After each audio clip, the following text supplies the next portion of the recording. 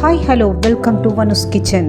తవ్వ egg fry చేస్తున్నానండి. ఈరోజు నాన్ వెజ్ని తలతన్నే టేస్ట్ అండి. చేసేద్దాం రండి. ముందుగా ఎగ్ని ఉడికించుకొని కట్ చేసి పెట్టుకొని స్టవ్ ఆన్ చేసి తవ్వలో కొద్దిగా నూనె వేసి నేను చూపిస్తున్నలా రెండు ప్రక్కల ఫ్రై చేసుకోవాలి.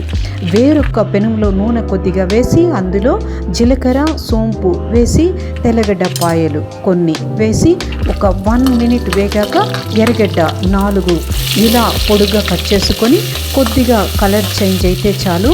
కరివేపాకు కొద్దిగా, ఉప్పు రుచికి సరిపడా, పసుపు, మిరపపొడి, ధనియాల పొడి వేసి కలిపి కొద్దిగా నీళ్లు వేసి ఒక 1 మినిట్ కలిపితే చాలు. కొత్తిమీర కొద్దిగా వేసి కలిపి ఆల్రెడీ చేసి పెట్టుకున్న ఎగ్స్ని ఇందులో వేసి ఒక 1 మినిట్ పెడితే చాలు. రెండు ప్రక్కల తిప్పుకుంటే సరిపోతుంది.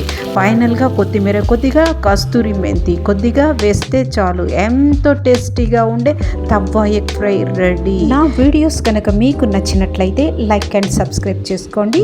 నేను అప్లోడ్ చేసే వీడియోస్ ఫస్ట్ మీకే వస్తుంది.